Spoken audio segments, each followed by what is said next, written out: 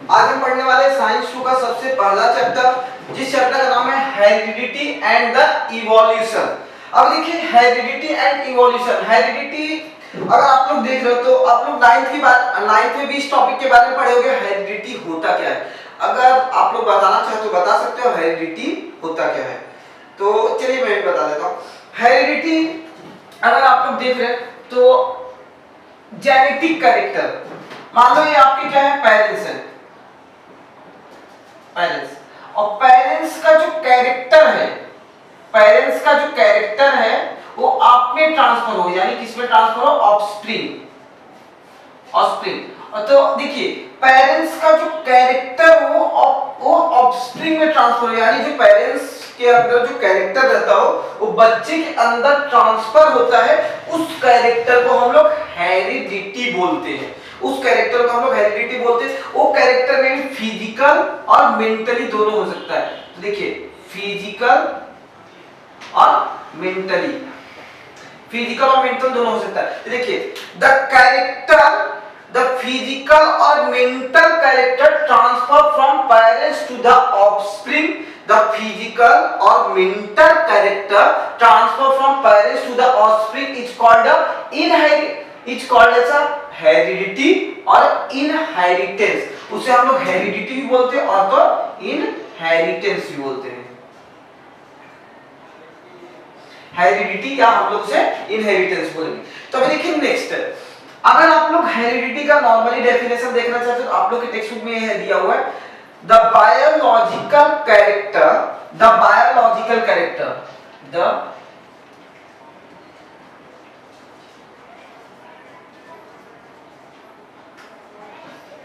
Transfer from parents to the offspring by the genes, with the help of genes, with the help of genes is called heredity। अभी देखिए यहाँ पे biological character transfer from parents to the offspring with the help of genes is called as a heredity. तो हम लोग heredity के बारे में देखिए, हेरिडिटी का दूसरा नाम क्या है, इनहेरिटेंस। अब देखिए यहाँ पे हमारा इवोल्यूशन, इवोल्यूशन हम लोग नेक्स्ट टॉपिक देख लेंगे। अब देखिए हेरिडिटी आप लोग का कैसे ट्रांसफर होता है, मान लीजिए पेरेंट्स टू द ऑफस्प्रिंग। तो यहाँ पे देखिए ये आपका क्या है, मेल वाला सेल है और ये क्या है आप लोग का फीमेल सेल है। तभी देखिए जब मेल सेल और फीमेल सेल जब मिलते हैं एक बेबी का फॉर्मेशन होता है। बेबी का फॉर्मेशन चाहे लड़का बने चाहे लड़की बने, 50-50% पॉसिबिलिटी रहती है। तो बेबी का फॉर्मेशन होता है, उसमें मेल का भी कैरेक्टर रहता है, उसमें फीमेल का भी कैरेक्टर रहता है। तो अभी देखिए मेल और फीमेल का कैरेक्टर इसमें ट्रांसफर हो रहा है, इसे हम लोग क्या बोलेंगे, मान लो कि इनहेरिटेंस बोलेंगे। तो अब देखिए मेल से जो आता है यहाँ पे स्पर्म सेल रहता है और यहाँ पे फीमेल से जो आता है वो आपका क्या रहता है, फीमेल एग रहता है। तो इसे हम फीमेल एग नाम अभी दे देते हैं। हाँ फीमेल एग रहता है, फीमेल एग। तो अभी देखिए फीमेल एग, मेल सेल और फीमेल से जब यहाँ पे मिलता है तो यहाँ क्या बनता है आप लोग का जायगोट बनता है। तो जो स्पर्म रहता है, स्पर्म क्या करता है, मेल का कैरेक्टर लेके आता है, और जो फीमेल एग रहता है वो किसका लेके कैरेक्टर आता है, फीमेल का। और यहाँ पे तब क्या होता है, फॉर्मेशन ऑफ बेबी। तो मेल बेबी 50% रहता है फॉर्मेशन होने का, फीमेल बेबी भी 50%, यानी दोनों फॉर्मेशन होने का कितना कितना परसेंट रहता है, 50-50%। तो अब देखिए यहाँ पे हम लोग हेरिडिटी कैरेक्टर देख लेते हैं। चलिए हम लोग आगे का टॉपिक देख लेते हैं। जब यहाँ पे आप लोगों का कैरेक्टरिस्टिक ट्रांसफर होता है, तो कैरेक्टरिस्टिक ट्रांसफर होता है, कैरेक्टरिस्टिक ट्रांसफर होता है आप लोग का स्पर्म जो सेल रहता है,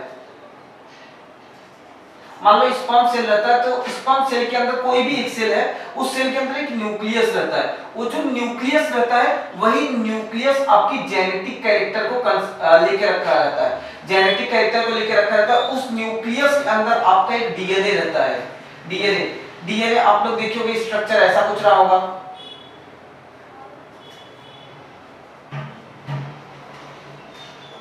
ठीक, ये आपका डीएनए रहता है। अब इस डीएनए के एक सेगमेंट को हम लोग क्या बोलते हैं, जीन्स बोलते हैं। जीन्स हम लोग किसे बोलते हैं, a segment of DNA, a segment of DNA is called a genes. तो देखिए a segment of DNA is called genes. तो अभी देखिए एक सेगमेंट ऑफ डीएनए को हम लोग क्या बोलते हैं, जीन्स बोलते हैं। न्यूक्लियस के अंदर आपके क्या रहते हैं, डीएनए, डीएनए के एक सेगमेंट को हम लोग क्या बोलते हैं, जीन्स। तो जीन्स क्या करता है, आपका कैरेक्टरिस्टिक लेके जाता है, ये सब चीजें रहती है। तो अब ये हमारा कैरेक्टरिस्टिक ट्रांसफर होने के लिए हेरिडिटी है। अब देखिए हेरिडिटी के ऊपर यानी कुछ रिसर्च, कुछ साइंटिस्ट लोग ने रिसर्च किया है। देखिए यहाँ पे साइंटिस्ट जीजे यानी जॉर्ज जॉनसन, यहाँ पे मेंडल्स, जिन्होंने मॉडर्न जेनेटिक के बारे में रिसर्च किया था। आप लोग ने पढ़ा था प्री प्लांट्स। अभी देखिए वहां पे नौवीं में क्या पढ़े थे, कलर की बदल जाते हैं। फिर उसके बाद आप लोग प्लांट के बारे में पढ़े थे, तो वो कैरेक्टरिस्टिक्स हो किए हैं। फिर उसके बाद ह्यूगो डे वेरिस ने किया था म्यूटेशन के बारे में भी आगे पढ़ेंगे। तो reason behind the sudden change क्या होता है उसके बारे में। फिर वोल्टर और शेल्टन स्टडी ऑफ क्रोमोसोम्स, यानी क्रोमोसोम्स के ऊपर स्टडी किए थे। वो ग्रॉस हॉपर रहता है उसका क्रोमोसोम्स किए थे। फिर ऑसवर्ल्ड एवेरी, मैकलिन्स, कॉलिंस एटसेट्रा और भी बहुत सारे साइंटिस्ट हैं जिन्होंने डीएनए के ऊपर रिसर्च किया था, जो मॉडर्न अभी जेनेटिक डीएनए में यूज होता है। और फिर उसके बाद जैकब और जैक, जिन्होंने प्रोटीन सिंथेसिस यानी प्रोटीन का बनना और सब के ऊपर डिस्कवरी किया था, जिन्होंने एक मॉडल दिया था प्रोटीन का, कैसे मॉडल होता है उसके बारे में दिया था। अभी देखिए यहाँ पे अगर हम लोग ये सब साइंटिस्ट के बारे में दिया हुआ है, जो आप लोगों को कभी-कभी आपको एमसीक्यू पूछा जा सकता है। तभी देखिए यहाँ पे अगर आप लोग हेरिडिटी के कैरेक्टर के बारे में यानी हेरिडिटी के बारे में अच्छे से पढ़े रहोगे तो आपको फायदा क्या रहेगा। तो सबसे पहले डायग्नोसिस ऑफ हेरिडिटी, यानी आप लोग डायग्नोसिस कर सकते हो हेरिडिटी का। दूसरा ट्रीटमेंट कर सकते हो, treatment of incurable of heredity, treatment of incurable of heredity, prevention of heredity disorder. देखिए यहाँ पे डायग्नोसिस ऑफ हेरिडिटी डिसऑर्डर यानी डिसऑर्डर जैसे एनीमिया, ऐसा सब कोई बीमारी हो जाता है तो उसे हम लोग क्या बोलते हैं, हेरिडिटी डिसऑर्डर। तो देखिए ट्रीटमेंट के लिए हो जाता है, प्रिवेंशन के लिए, यानी अगर हम लोग उसके बारे में पहले से मालूम रहेगा तो हम लोग उससे पहले से हम लोग बचते रहेंगे। फिर उसके बाद हाइब्रिड वैरायटी ऑफ एनिमल्स और प्लांट बनाने के लिए भी काम आता है आप लोग का हेरिडिटी। और use of microbe in the industrial process, जैसे आप लोग फंगी का यूज करते हैं, ये सब योगर्ट ये सब बनाने के लिए यूज करते हैं, वो सब भी किसमें आता है आप लोग का हेरिडिटी के बारे में। अगर उसके बारे में जानते होगे तो आप लोग इंडस्ट्रियल प्रोसेस में भी आप लोग इसका यूज कर सकते हैं। देखिए न्यूक्लियस में दो टाइप की, मान लीजिए यहाँ पे दो टाइप के न्यूक्लिक एसिड होते हैं, डीएनए होता है और एक आरएनए। डीएनए का फुल फॉर्म सबको पता होगा, डीऑक्सीराइबोन्यूक्लिक एसिड, डीऑक्सीराइबोन्यूक्लिक एसिड। यहाँ पे राइबोस न्यूक्लिक एसिड है, यहाँ पे डीऑक्सीराइबोस न्यूक्लिक एसिड। देखिए डी है यानी डीऑक्सीराइबोस न्यूक्लिक एसिड, और यहाँ पे क्या है, राइबोस न्यूक्लिक एसिड। इसे आप लोग अच्छे से ध्यान दीजिएगा, नेक्स्ट टॉपिक में हम लोग आगे इसे कंसीडर कर लेंगे। तो अभी हम लोग का नेक्स्ट टॉपिक है formation of protein, formation of complex protein. इसे कॉपी आउट कर लीजिए, तब हम लोग नेक्स्ट टॉपिक ले लेते हैं फॉर्मेशन ऑफ कॉम्प्लेक्स प्रोटीन।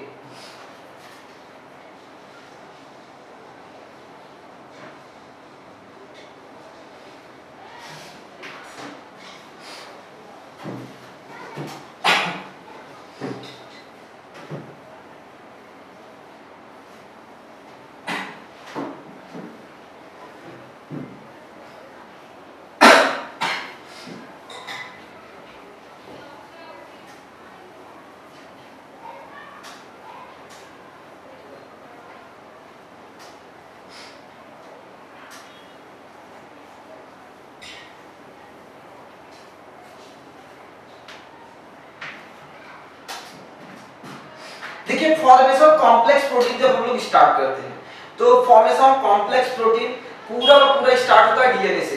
तो देखिए यहाँ पे सेंट्रल डोग्मा मतलब वो शब्द होता है जो किसी का यूज करके अपना काम कर ले, तो उसे हम लोग क्या बोलते हैं, सेंट्रल डोग्मा।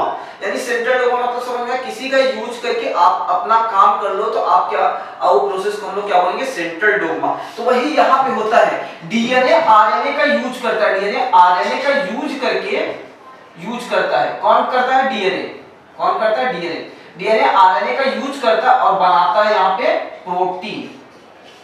तो देखो डीएनए आरएनए का यूज करके बनाता है प्रोटीन, उस प्रोसेस को हम लोग क्या बोलते हैं, सेंट्रल डोग्मा। तो अभी देखिए यहाँ पे सेंट्रल डोग्मा आप लोग जब प्रोसेस यहाँ पे देखोगे तो protein synthesized by the DNA with the help of RNA.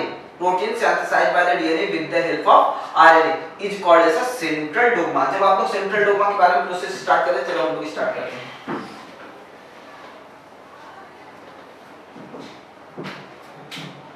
देखिए आपका न्यूक्लियस है, न्यूक्लियस के अंदर मान लीजिए डीएनए है, छोटा सा डीएनए हम लोग बना लेते हैं।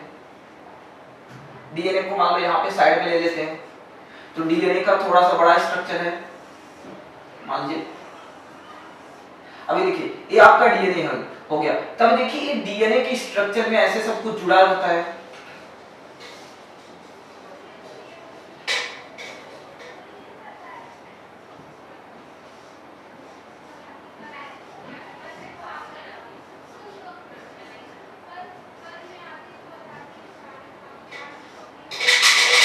देखिए डीएनए में ऐसा जुड़ा रहता है। तभी देखो डीएनए की स्ट्रैंड में जब देखते हो तो आप लोग का यहाँ पे ए से कौन जुड़ा रहता है, टी, जी से कौन जुड़ा रहता है, सी।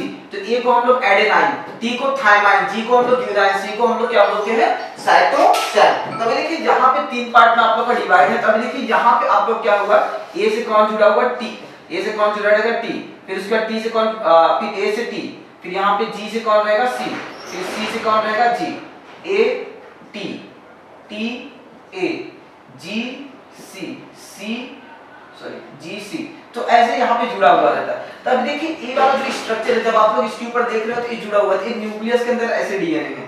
अब इन न्यूक्लियस को क्या करना है आप लोग का, कॉम्प्लेक्स प्रोटीन फॉर्म करना। न्यूक्लियस को क्या करना है आप लोग का, कॉम्प्लेक्स प्रोटीन फॉर्म करना। जो न्यूक्लियस को कॉम्प्लेक्स प्रोटीन फॉर्म करना, इसके ऊपर एक पॉलीमर आ जाता है, पॉलीमर। इसके ऊपर जैसे ही पॉलीमर आएगा, मान लीजिए इसके ऊपर पॉलीमर आ गया,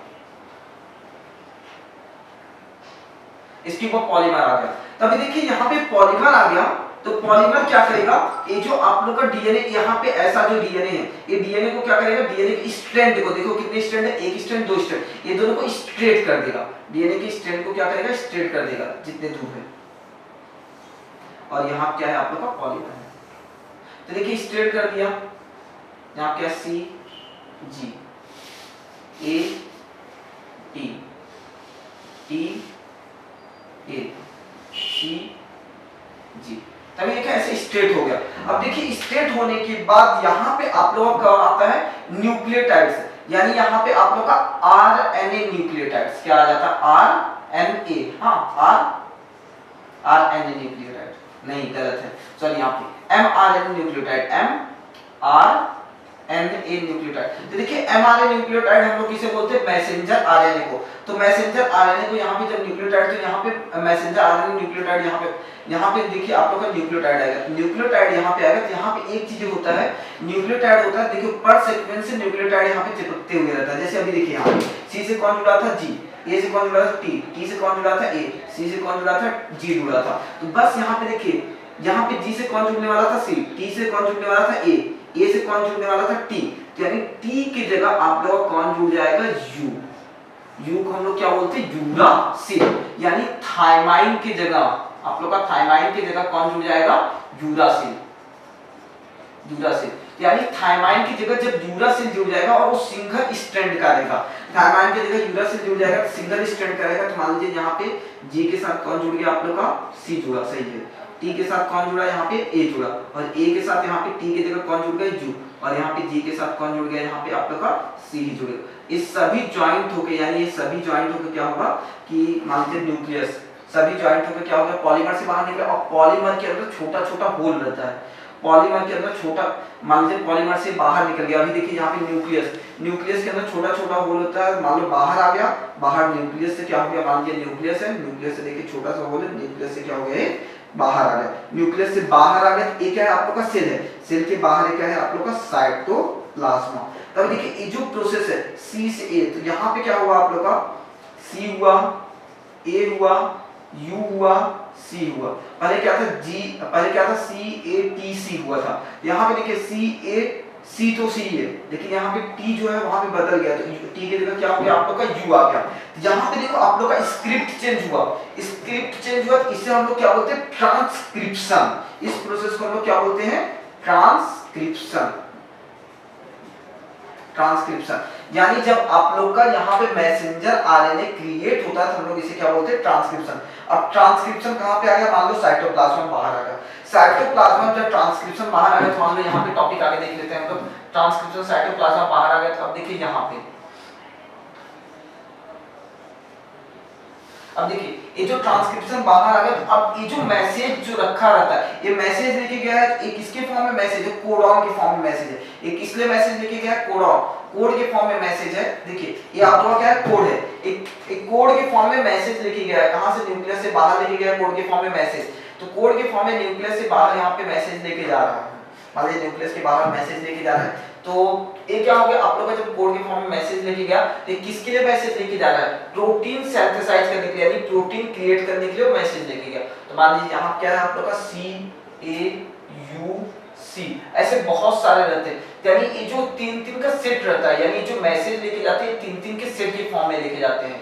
मान लीजिए तीन के सेट के फॉर्म में लेके जाते हैं, तीन के सेट के फॉर्म में लेके जाते हैं। तो देखिए that mRNA having code for protein synthesise into 3 form. देखिए यहाँ पे 3 यहाँ पे न्यूक्लियोटाइड 3 न्यूक्लियोटाइड की फॉर्म में लेके जाते हैं, इसलिए हम लोग इसे तो 3 न्यूक्लियोटाइड की फॉर्म में लेके जाते हैं। तो उसे हम लोग क्या बोलते हैं, ट्रिपलेट कोडॉन। उसे हम लोग क्या बोलते हैं, ट्रिपलेट कोडॉन। ट्रिपलेट कोडॉन यहाँ पे बोलते हैं। तभी देखिए यहाँ पे ट्रिपलेट कोडॉन जब हम लोग बोलते हैं तो यहाँ पे 3 के फॉर्म में लेके जाते हैं, ट्रिपलेट कोडॉन। अब ये जो ट्रिपलेट कोडॉन जो रहता है आप लोग का, ट्रिपलेट कोडॉन जो रहता है एक कोड है। अब मान लीजिए इसके ऊपर क्या होता है आप लोग का, राइबोसोमल आरएनए आके चिपकता है। राइबोसोमल आरएनए डायरेक्टली नहीं आता है। देखो सबसे पहले इसके ऊपर कौन आएगा, टीआरएनए। कौन आएगा, टीआरएनए।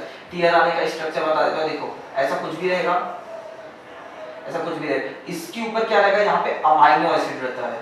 ये क्या रहता है आप लोग का, पॉलीपेप्टाइड बॉन्ड है। ये क्या है आप लोग का, पॉलीपेप्टाइड बॉन्ड है। इसके अंदर 3 ऐसे कोड के जैसे लगे रहेंगे, जैसे यहाँ पे लगे वैसे 3 कोड जैसे लगे रहेंगे। अब देखिए सी से कौन जुड़ने वाला था, जी। ए से कौन जुड़ने वाला था, देखिए सी से कौन जुड़ता है, देखिए सी से कौन जुड़ता है, जी। ए से कौन जुड़ता है, टी। फिर उसके बाद टी से कौन जुड़ता है, ए। यानी यहाँ यू से कौन जुड़ेगा, ए। ये देखिए 3 के फॉर्म में मैसेज है, जी ठीक है। तो देखिए ये आपका क्या था, कोड था। ये क्या था आप लोग का, कोड लेके गया। इससे अपोजिट यहाँ पे रहेगा, तो ये क्या रहेगा आप लोग का, एंटी कोड। ये क्या रहेगा, एंटी कोड। तो आप लोग का टीआरएनए मैसेंजर क्या रहेगा, एंटीकोडॉन। जब टीआरएनए इसके ऊपर आके सेट होता है, टीआरएनए इसके ऊपर आके सेट होता है, टीआरएनए इसके ऊपर आके जब सेट होता है तो मान लीजिए यहाँ पे टीआरएनए इसके ऊपर आके सेट हो गया। यहाँ क्या है आप लोग का, अमाइनो एसिड है। तो टीआरएनए इसके ऊपर आके सेट होता है, इसको कस के बांधने के लिए यहाँ पे क्या होता है आप लोग का एक मैसेज, यहाँ पे क्या होता है आप लोग का आरआरएनए आता है। आरआरएनए हम लोग इसे बोलते हैं, इसे राइबोसोमल, यानी किसका रहता है, राइबोसोम्स का रहता है। तो यानी ये क्या रहता है आप लोग का, राइबोसोमल आरएनए। तो राइबोसोमल आरएनए वो क्या होता है, उसको स्टिक करता है तो ताकि वो अच्छे से चिपका रहे। तो यहाँ पे मैसेज दे देता है। और जो अमाइनो एसिड रहता है, अमाइनो एसिड रहता है, तो ऐसा देखो अमाइनो एसिड यहाँ से क्या होगा, अलग हो जाएगा। अमाइनो एसिड यहाँ से क्या हो जाएगा आप लोग का, अलग हो जाएगा। यहाँ पे तब दूसरा मैसेंजर चिपकेगा, फिर यहाँ से एक अमाइनो एसिड ले लेगा। देखिए यहाँ से आप लोग का एक अमाइनो एसिड के मॉलिक्यूल क्या होता जाएगा, ऐसे लाइन से लेते जाएगा। तो अमाइनो एसिड का मॉलिक्यूल लाइन से लेते जाएगा तो ये अमाइनो एसिड बाद में जाके कहीं वो क्या बन जाता है, प्रोटीन। तब देखिए यहाँ पे टी जो है, यहाँ पे देखिए जी, सी से किस में कन्वर्ट हो रहा था, जी से, जी। ए से किस में कन्वर्ट हो रहा था, टी। और यू से किस में कन्वर्ट हो रहा था, ए। यहाँ पे कोड चेंज हो रहा है। यहाँ पे इस प्रोसेस को हम लोग क्या बोलते हैं, ट्रांसलेट हो रहा है। इसे हम लोग कौन सा प्रोसेस बोलते हैं, ट्रांसलेशन। कौन सा प्रोसेस बोलते हैं, ट्रांसलेशन। अब देखिए ये जो आप लोग का राइबोसोमल आरएनए है, ये जो आप लोग का एमआरएनए जो आया, एमआरएनए देखो एक स्ट्रेट जैसा रहेगा, एमआरएनए ऐसे स्ट्रेट रहेगा। राइबोसोमल आरएनए उसके ऊपर क्या होगा, स्लीप होकर ऐसे जाते जाएगा। तो क्या होगा कि लोकेशन अपना चेंज कर रहा है, यहां से यहां तक लोकेशन चेंज कर रहा है।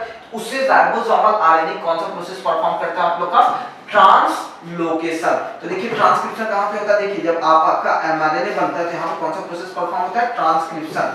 यहाँ पे जब टीआरएनए चिपकता है तो जो मैसेज उसका चेंज होता है, यानी एंटीकोडॉन होता है, उसका कौन सा प्रोसेस होता है, ट्रांसलेशन।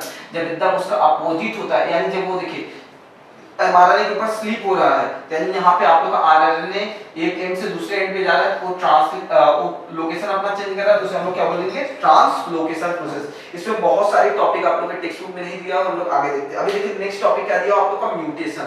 म्यूटेशन में हम लोग नेक्स्ट लेक्चर में देखेंगे। आज हम लोग इतने पे स्टॉप करते हैं। देख लीजिए आप टेक्स्ट बुक में एक बार रीडिंग करोगे तो आप लोगों को समझ में आ जाएगा।